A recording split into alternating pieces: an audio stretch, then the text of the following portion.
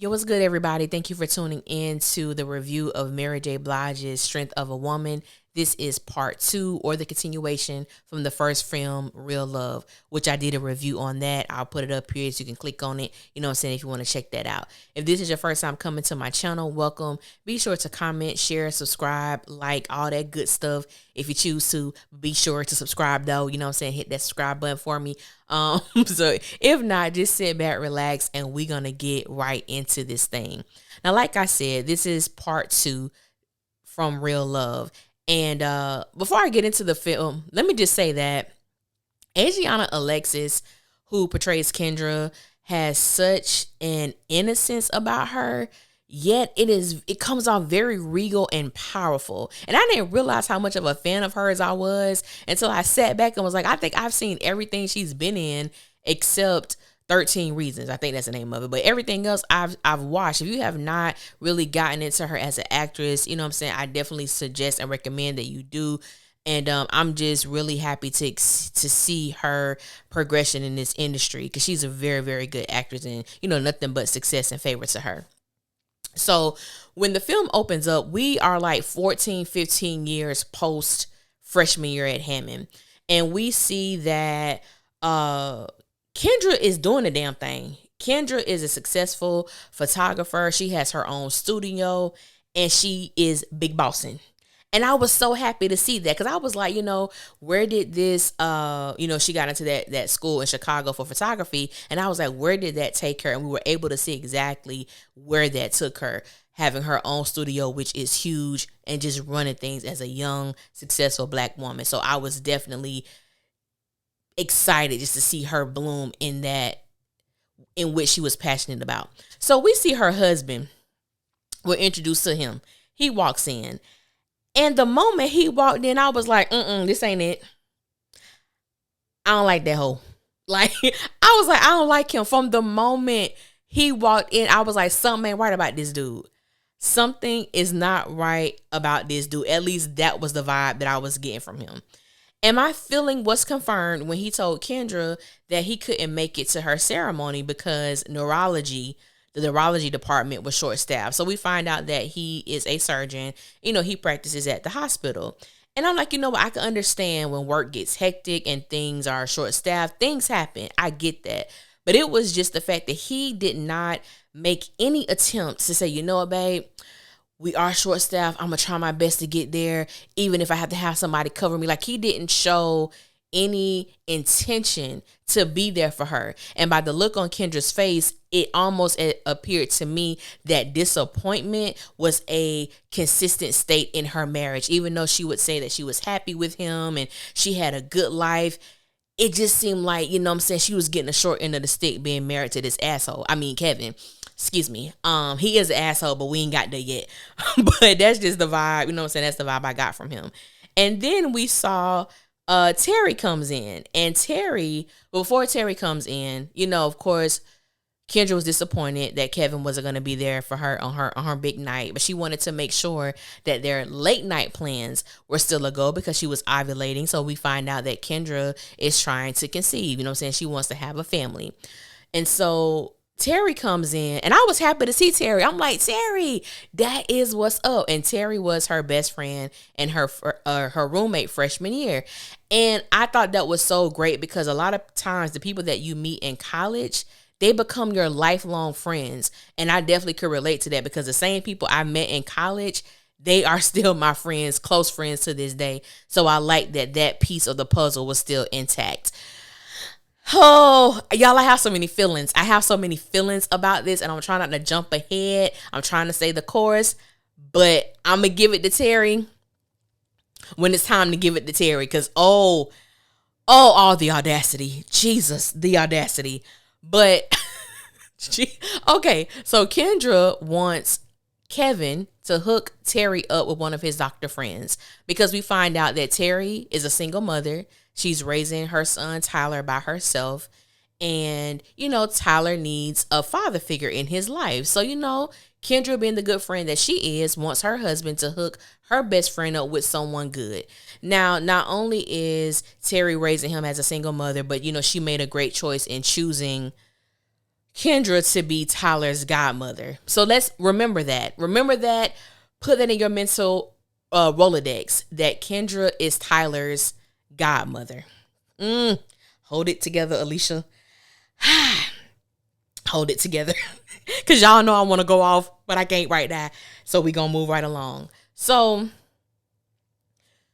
Terry is upset, because she feels like, anytime it's something good for you, Kevin is never there. Like, you deserve so much better. And she's very adamant about this. She's very adamant and vocal about her feelings concerning Kevin and Kendra's marriage, or just having Kevin as a husband. She feels that Kendra deserves so much better. And from the little interaction that I saw, I felt the same way. So Terry was like, well, you know what? I'll be your date tonight, but I'm doing this because I want you to do me a favor as well. And so she wanted Kendra to attend the Alumni Association fundraiser for the Chicago chapter of Hammond University.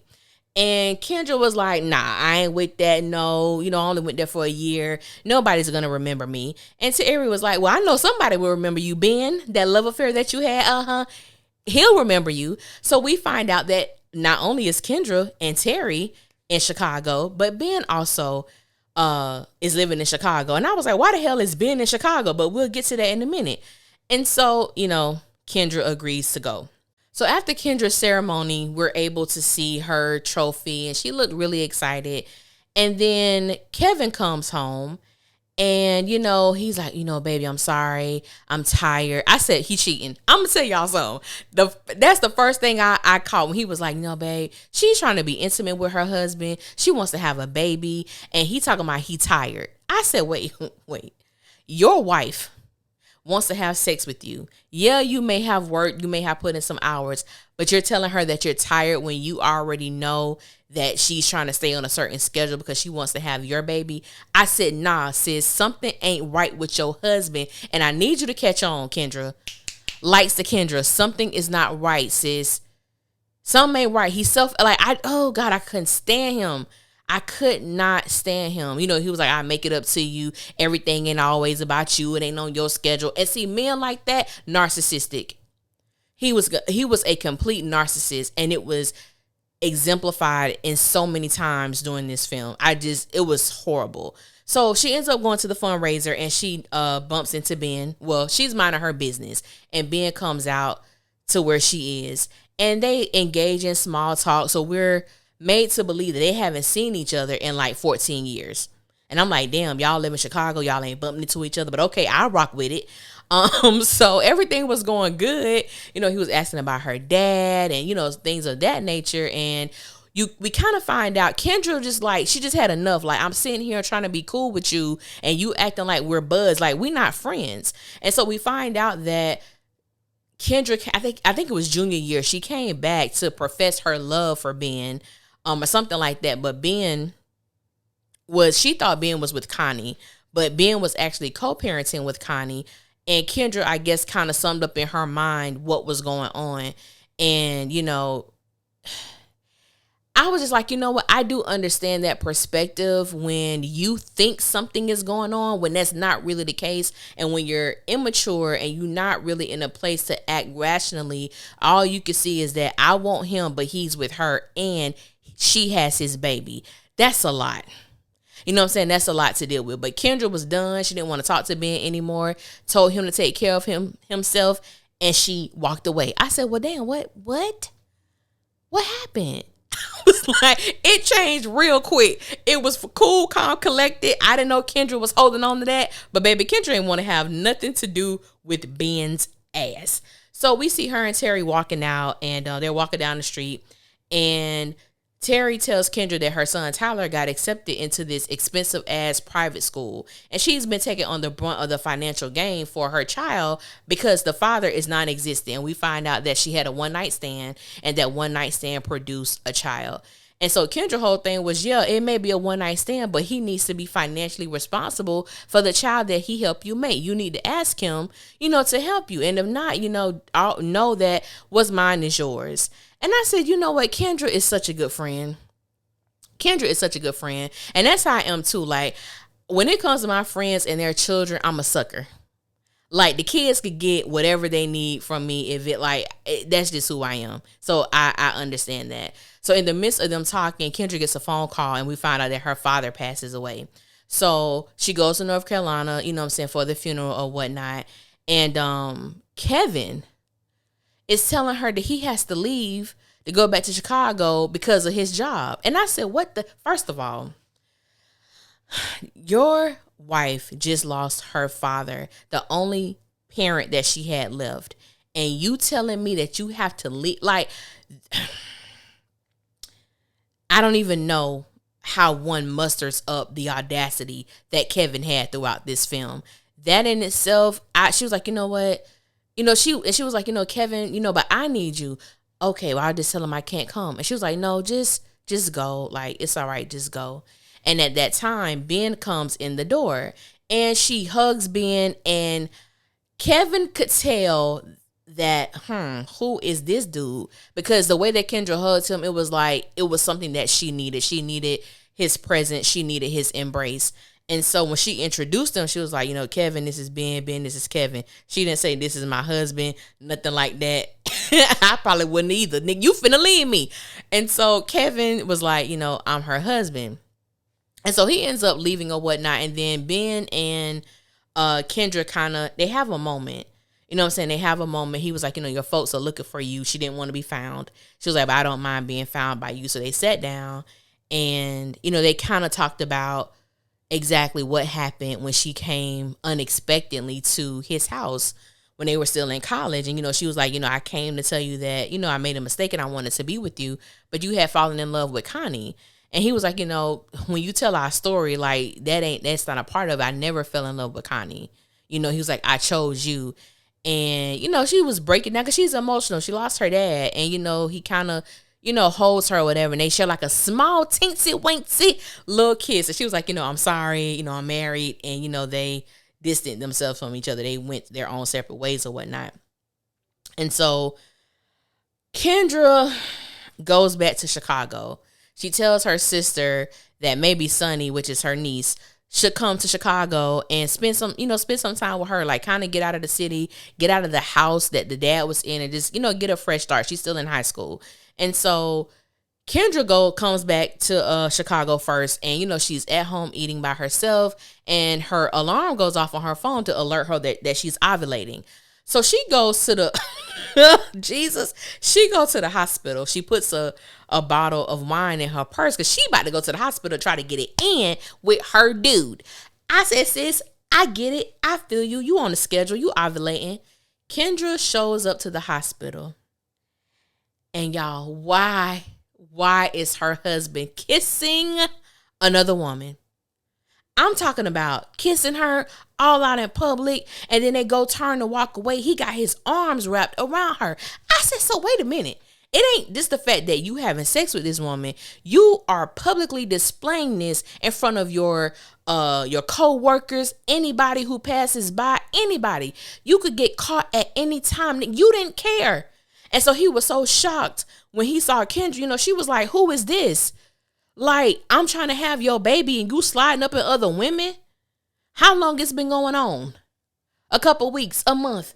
Baby, you know how it is. She slapped the hell out of him. I said, girl, she did. She slapped shit out of him.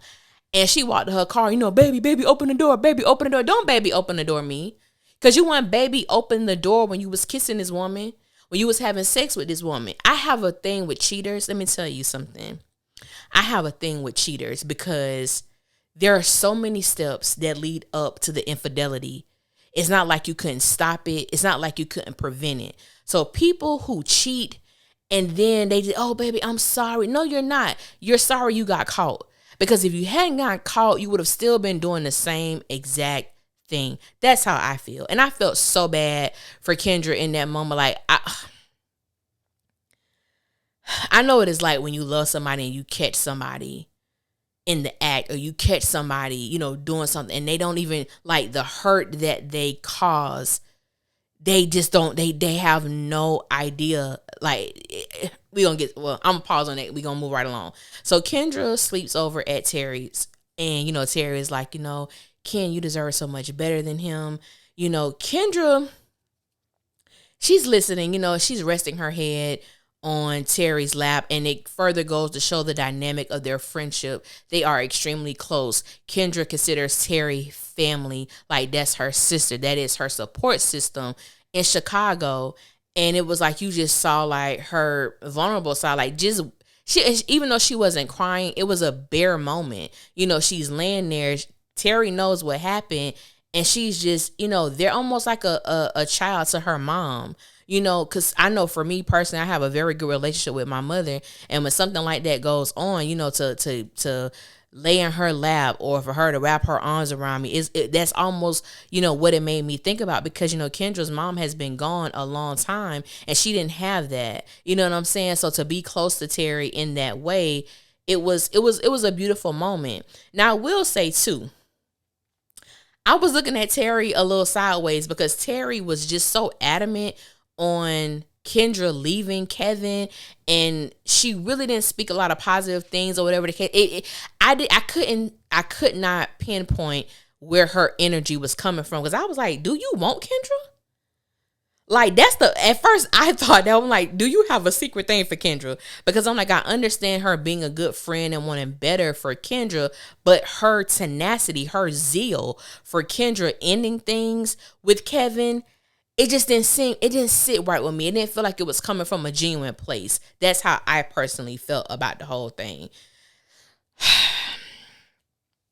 So Kendra goes home. She feels like her and Kevin need to talk it out. Marriage is not easy. You have your rough patches, but you still should fight and work for it. I said, girl, stop listening to these sad ass R&B love songs that got you thinking like that. But okay. So she goes home and he's there. And when I tell y'all, I wanted to punch Kevin in his throat. Now, he admits to the affair. He says it's only been like a couple weeks, a month at most. I didn't believe his ass. You're lying. That girl was way too comfortable with you for that to be a few weeks. Now, come on now.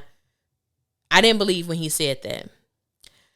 When Kendra told him that he destroyed her trust, and it's going to be hard having a marriage, when she doesn't trust him, that bastard had the audacity to bring up that they made vows and that they owe it to each other to fight for their damn marriage. I said, vows? You want to bring up vows? You want to think about our vows when you was sliding up in that woman. You want to think about our vows when you was kissing her. You want to think about our vows when you were not thinking about me in order for you to have sex with this woman. And then this is another thing that get me about cheaters. Like I said, the emotions that I had watching this, because I'm looking at Kendra and I'm thinking about myself, and I'm thinking about some of the things that my friends have experienced when it has come to infidelity. And he was like, we was going through a lot with this whole like trying to have a baby thing. It was a lot, the stress. What the hell are you talking about?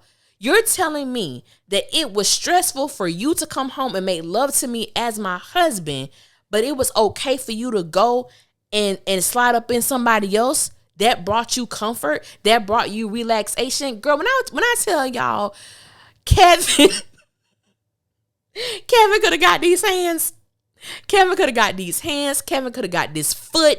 Because I hate when I despise someone who intentionally hurt another person and they can't take the responsibility. Yeah, he said, I know it was my fault. There's no excuse. I broke our vows. I did that. That don't make it right.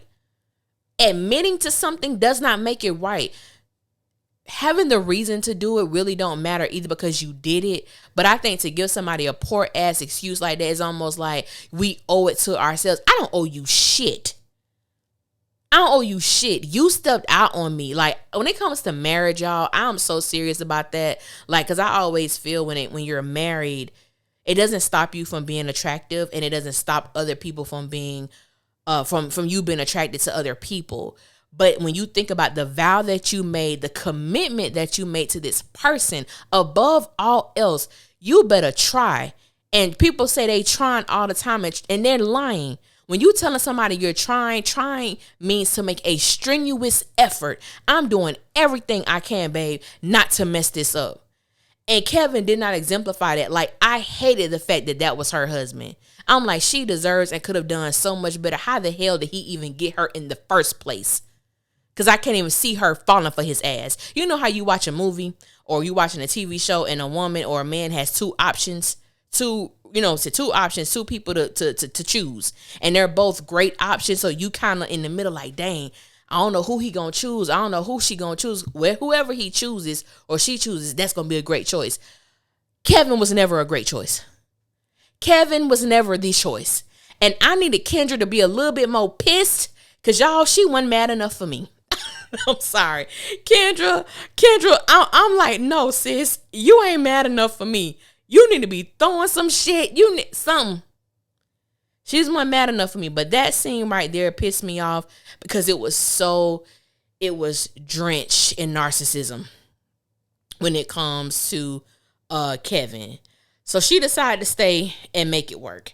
So we see that her niece comes and, she's there at the studio and she takes a liking. She takes an interest in Kendra's camera. And, Kendra was happy to see that. She was like, I will, I can help you. I can show you some things if you want me to. So I thought that dynamic was so good that we were able to see Kendra pass her passion now to her niece because she didn't have kids of her own. So I thought that was a beautiful, beautiful, beautiful thing.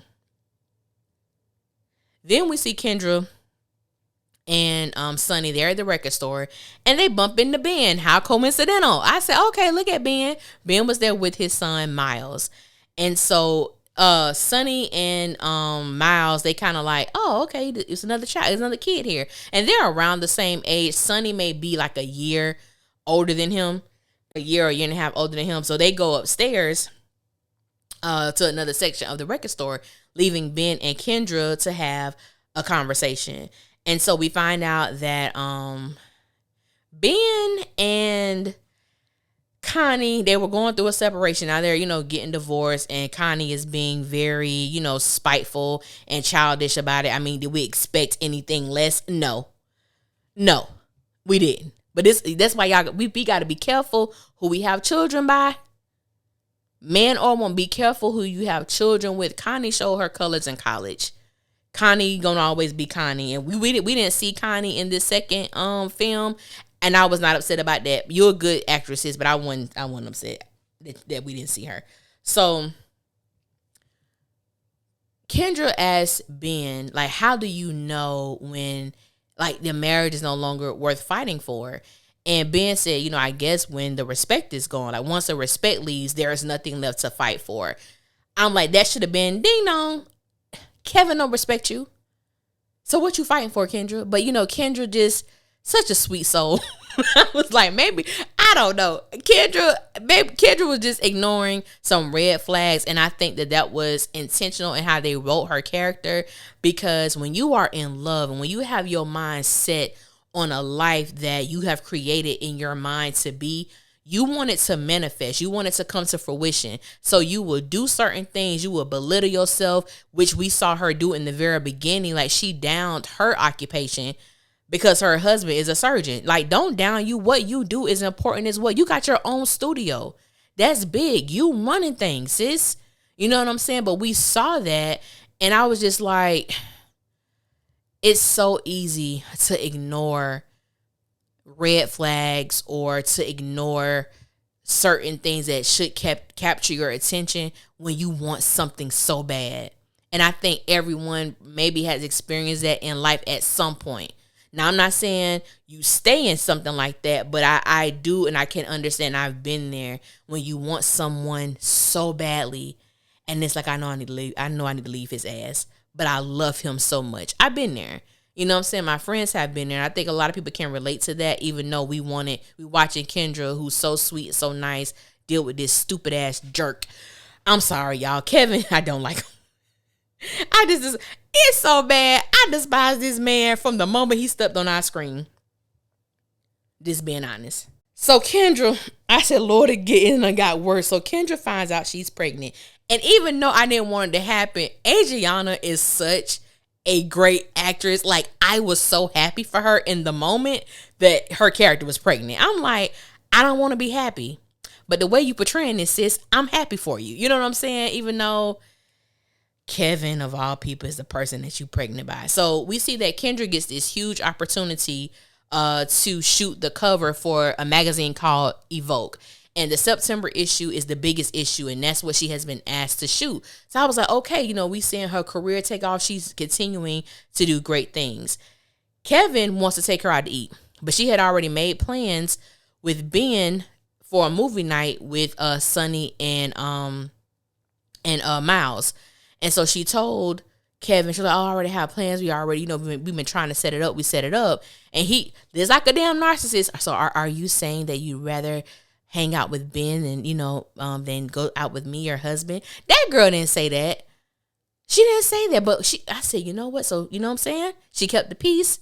She told him, we'll go out to eat. I'll just drop her off. This is how you know Kendra trusts Ben totally.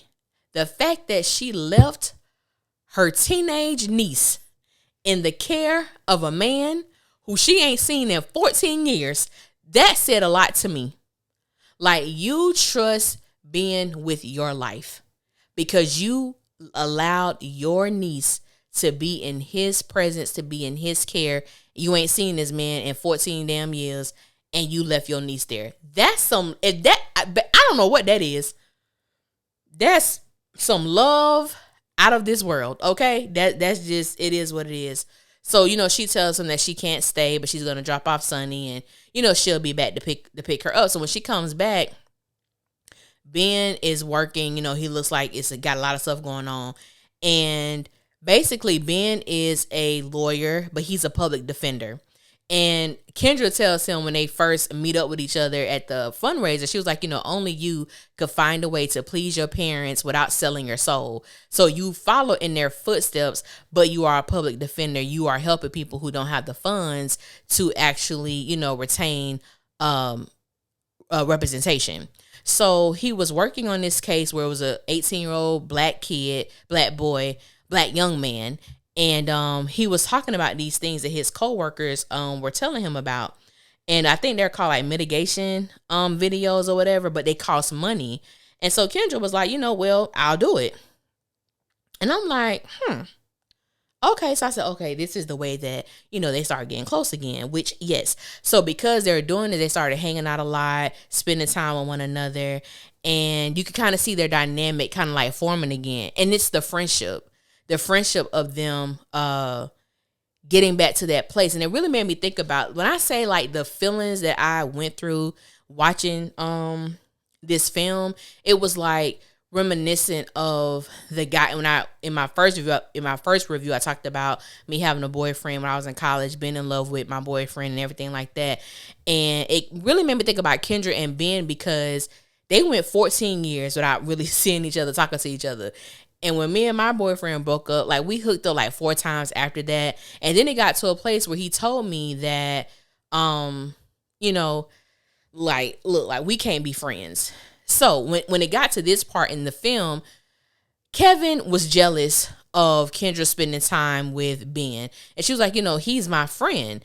Okay, if he's such a friend, invite him over to eat. So she does. She invites Ben over with his son, Miles. And Kevin was a complete asshole throughout this entire dinner. So much so that Ben excused himself and him and his son left. Like, Kevin was being a jerk. And I'm like, you have all the audacity. You cheated on your wife, yet you're acting as if she's the suspicious one. She's the one who's cheating. Like, it was interesting. And then he actually had the audacity to ask Kendra, the baby that she was carrying, was it his? I said, baby girl, Kendra, blink twice if you need somebody to tag in, sis. This man was so disrespectful and so belittling to this woman, and she was just taking it. And I'm like, what the hell is going on? Like, I don't understand it. And so at that point in the dinner, before Ben leaves, he finds out that Kendra is pregnant. Now, Kendra never told him that she was. So she steps out as him and his son leaves. And he was like, why didn't you tell me about the baby?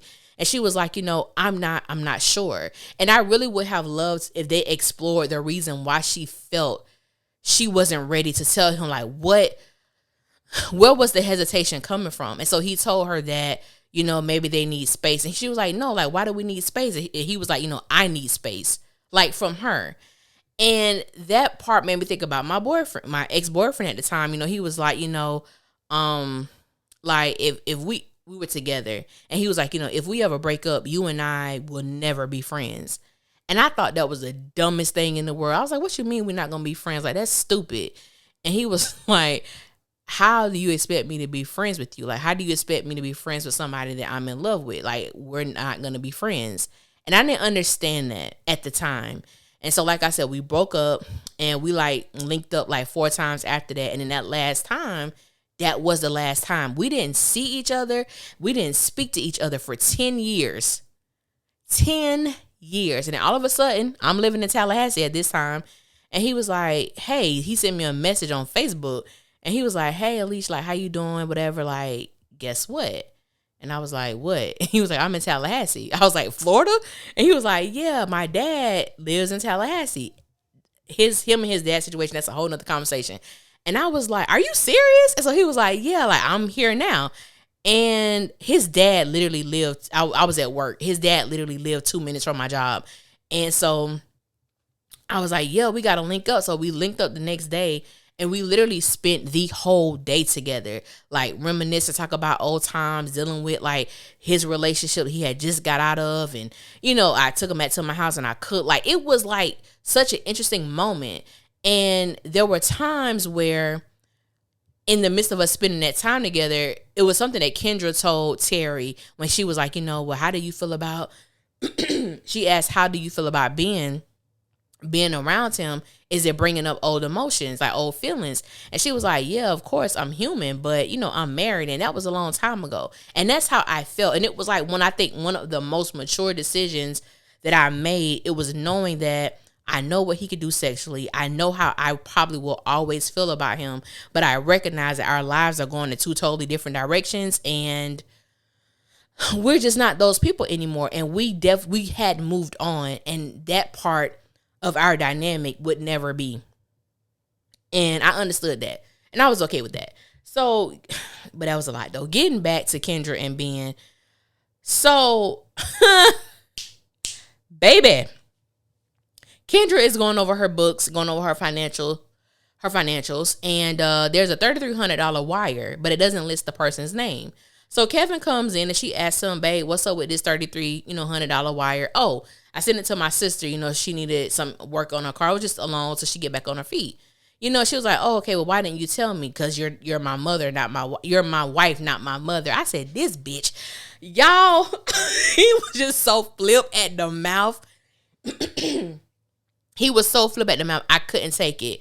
And she was like, I don't have a problem with you doing it. Like, you just didn't tell me about it. And he was like, you just constantly looking for an argument. Like, he was such an asshole. And so she was on her grind. She called the bank trying to get the name of the person that is wired. She called his sister first. Like, hey, girl, I'm just making sure your car was straight. The sister didn't know what the hell she was talking about. She said, oh, girl, I must have misunderstood Kevin. Nah, she heard Kevin correct. Then she called the bank trying to get the name. What's the name? She was like, are you sure that's the name? I said, well, who the hell? Then we see Kendra driving up to Terry's house. I said, this bitch. That's what I said. I said, this bitch. I said, I know the hell not. I know the hell not. Come to find out, Terry's son is Kevin's child. I said, what? Kendra should have beat her ass. Kendra should have wally mopped the hell out of her. That is a betrayal and a type of deceit that I can't even fathom. You my dog. You've been my friend for 15 years. And now, Terry did say that her and Kevin had sex. It was one time. They were drunk. He and Kendra had broken up. They weren't together. But it's the fact you had unprotected sex with my ex. Like, we literally just broke up and you had unprotected sex with him and they produced a child and you made me the damn godmother. Like, do you know how low that is? She made Kendra the godmother of a child that her husband fathered. I can't. Even now, and I watched this Saturday, I can't grasp that. And you look me in my face every day for 12 years. I'm going to just say that she's been living there for 12 years after she graduated. 12 years. You've been looking at me in my face. I'm going to say the little boy got to be about 9 or 10. So for 10 years, you've been lying to me every day. I can't. Kendra, can we do what? Baby, we can't be friends. RL Deborah Cox, we can't be friends. Because I ain't in love with you. I'm going to beat your ass every time I think about it. See, I can't be friends. We're done. And Kendra was like, you broke us, Terry. You broke us. And in that moment, I felt so bad for her. I felt so bad for her to tell her, you broke us. I didn't mean for this review to go this long. You broke us. Like, that's, oh God, the hurt. Then Kendra finally woke the hell up. Kendra went home. Kendra grabbed a bottle of liquor and she set Kevin's car on fire. Woke him up. You got to get the hell up out of here. I don't care where you're going, but you got to get up out of here. And in the midst of her going off with him, she fell down the stairs and lost her baby. Jesus. It was so sad. Because she was alone. She was alone. Her niece was there, but her niece was flying out the next day. And it was just so sad. Kendra just spiraled. She was just drinking. Breakfast, lunch, and dinner. She was drinking. She missed the photo shoot for the magazine cover. And her sister ended up coming back to Chicago to help her and be there for her. She needed it. You know, she's always there for other people, and she definitely needed her sister to be there. And so she ended up going back to to North Carolina. And just got herself together and everything like that. Ben shows up. You know, she was like, oh, what are you doing here? Like, you visiting your parents? Like, what brought you to North Carolina? And he was like, you know, you brought me to North Carolina. I said, girl, he's a good man, Savannah. He's a good man, Savannah. Get that man a chance. Get back with him. And so you could definitely tell that Ben still cared about her greatly, still loved her. So he stayed over. They had pizza or whatever. So he invited her to his family's annual barbecue. And she was like, what? And so he was like, yeah, my parents would love to see you. And she kind of gave him a look. He was like, all right, my parents would like to see you. So she goes, and it was so sweet because his mom was completely different. And it shows what maturity does. It shows what time does. Because her mom just kind of like took Kendra under her wing. And we know that when Kendra was first introduced to this woman, she was a nasty ass person who completely dismissed Kendra. But that wasn't like that. Kendra was like, you know, did your mom like hit her head before I got here? Because she's been extremely nice to me. And we found out that his mom had been diagnosed with cancer a few years prior, but she's good now. You know, he was just saying, you know, sickness has a way of making people be a better person if they let it. And so after after the barbecue is over, whatever, you know, Kendra and Ben, they share a kiss. And she was like, I'm just getting out of a marriage. I lost a baby. And he was like, I'm not expecting you to be anywhere other than where you are. And they shared a kiss and they ended up having sex. And he told her that he loved her. And she was like, you know, that scares me. And I like the fact that she was honest. And I like the fact that she was honest with very few words. You know, she was like, you know, that scares me because we tried this before. And, you know, she asked him like, just be patient with me. And I thought that scene was so real. That scene was so real. So her and Ben, you know, they started building their thing back, getting back together. So the divorce is final.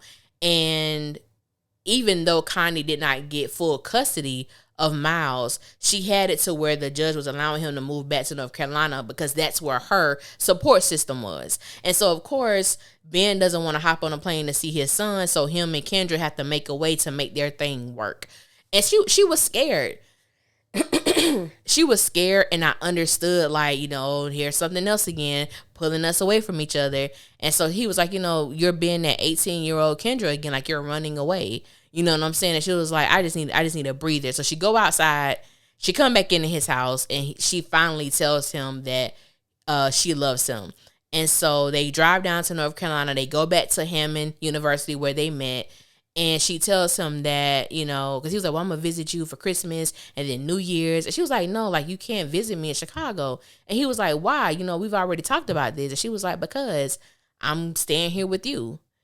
And so he was like, you know, I don't want you to uproot your life, you know, to be here with me. And she said, I'm not uprooting my life. I'm building a life here with you. And they take a selfie again with the camera. It was so cute. It was so cute. And this time she was looking at him. And the first selfie they took, he was looking at her. And he was like, you know, how does it look? And she said, meant to be. And that's how it went off. It was so good. I love this film.